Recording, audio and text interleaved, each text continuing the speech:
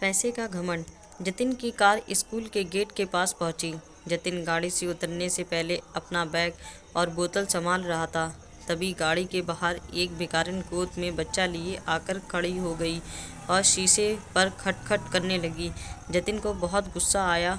वह गाड़ी से उतरा और बोला, अरे गाड़ी रुकी नहीं कि तुम लोग मांगने आ जाते हो, शर्म नहीं आती। भिखारिन ने कहा, बेटा कल से कुछ नहीं खाया है, कुछ पैसे दे दो, बच्चा भी भूखा है। जतिन ने फटकारते हुए कहा, चल भाग यहाँ से, मुझे वैसे ही देर हो रही है। तभी पास में खड़ा उसका दोस्त रवि बोला, ये लो मेरा लंच तुम खा लेना और ये पैसे भी रख लो, बच्चे के लिए दूध खरीद लेना। रवि को देखकर जतिन थोड़ा सा झेप जाता है। वह भिखारिन खाना और पैसे लेकर दुआएं देकर चली गई। जतिन ने कहा, यार तू क्यों इन लोगों को सर पर चढ़ा लेता है? तुझे पता भी है कल से रोज़ तेरे पीछे पड़ जाएंगी। वैसे अब तू खाएगा क्या? खाना और पैसे तो तूने उसे दे दिए। बोला, हम जिस लायक हैं हमें औरों की मदद करनी चाहिए। आज का लंच तेरे टिफ़िन में से खा लूँगा। क्यों नहीं खिलाएगा क्या? यह सुनकर जतिन ज़ोर से हंस पड़ा और उसे देखकर रवि भी हंस पड़ा। फिर दोनों अपनी क्लास की ओर बढ़ गए। अगले दिन से रवि ज़्यादा खाना लाने लगा और उस भिखारिन को देने लगा। जतिन को यह सब पसंद नहीं था। एक दिन उसने रवि से फिर बात की, यार तेरे पर पैसे फालतू हैं क्या, जो इन लोगों पर लुटाता रहता है? रवि बोला, मेरे पास तो इतने पैसे नहीं हैं, लेकिन अच्छे काम के लिए कभी पीछे नहीं हटना चाहिए। मैंने अपनी माँ को सारी बात बताई। अब वो उसके लिए अलग से खाना बना देती है, साथ ही बच्चे के लिए भी कुछ ना कुछ भेज देती है। अब तो इनसे एक रिश्ता सा हो गया है।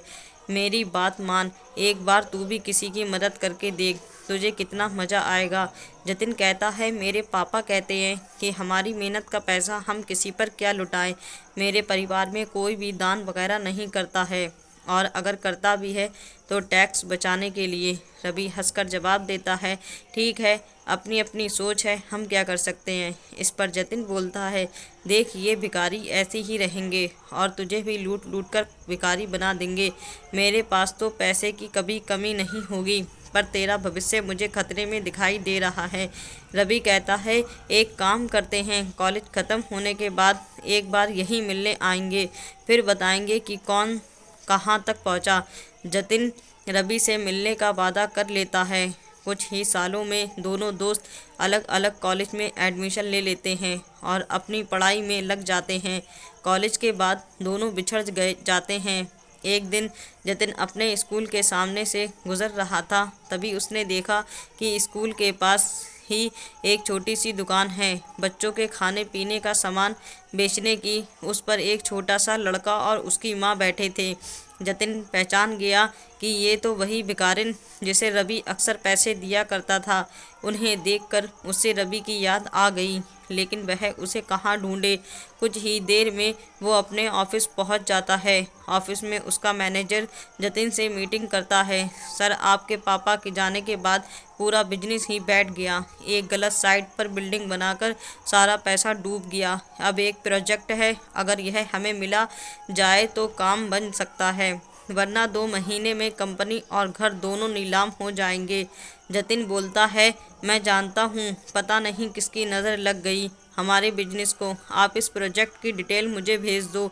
कल उस नए इंजीनियर से मैं खुद मिलकर उसे प्लान समझाता हूँ। हमें किसी भी कीमत पर यह प्रोजेक्ट लेना ही पड़ेगा।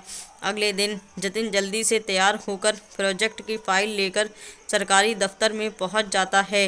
वह वहाँ इंतज़ार करने के बाद इंजीनियर के केबिन में पहुंचता है। जतिन बोलता है, सर ये प्रोजेक्ट रिपोर्ट देखिए, हमसे अच्छी बिल्डिंग कोई नहीं बना सकता, एक बार देख लो लीजिए सर।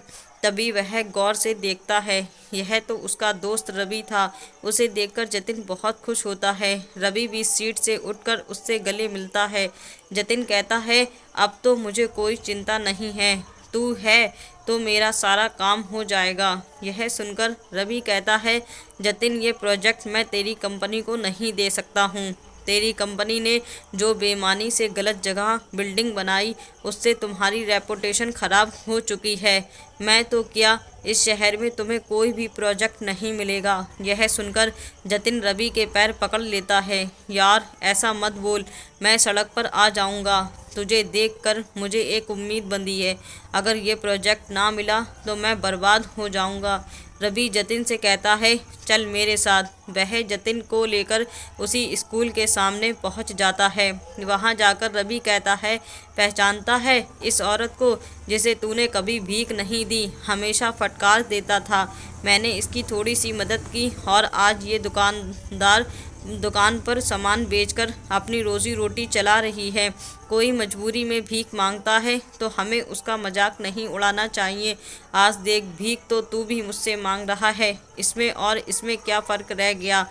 मैं तुझे नीचा नहीं दिखा रहा, लेकिन तूने सिर्फ पैसा कमाया, दुआ नहीं। आज वह भी तेरे पास नहीं। जिस पैसे पर तू घमंड कर रहा था, आज उसी ने तुझे बर्बाद कर दिया। यह सुनकर जतिन की आंखों से आंसू बहने लगे।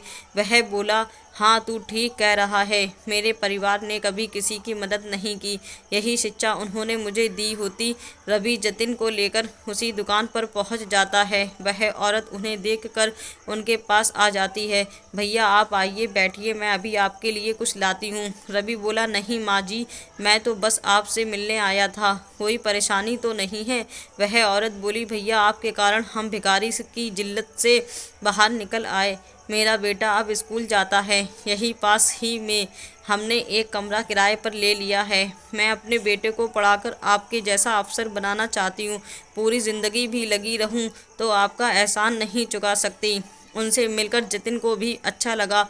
वहाँ से कुछ दूर जाकर वह बोला, रवि अब मैं किसी से भीख नहीं मांगूंगा, नए सिरे से शुरुआत करूँगा, ईमानदारी से, और अपनी कमाई का कुछ हिस्सा दान ज़रूर करूँगा। रवि बोला, अगर तू सच्चाई और ईमानदारी से काम करे तो ये प्रोजेक्ट मैं तुझे दिलवा सकता हूँ। जतिन अपने दोस्त के गले लगकर रोने लगता है। इन आंसुओं में उसका घमंड भी बह गया था। प्लीज़ दोस्तों, हमारे चैनल को सब्सक्राइब करिए, बेल आइकन दबाना ना भूलिए, लाइक करिए और शेयर करिए। और कहानी सुनने के लिए आप सभी का बहुत बहुत धन्यवाद।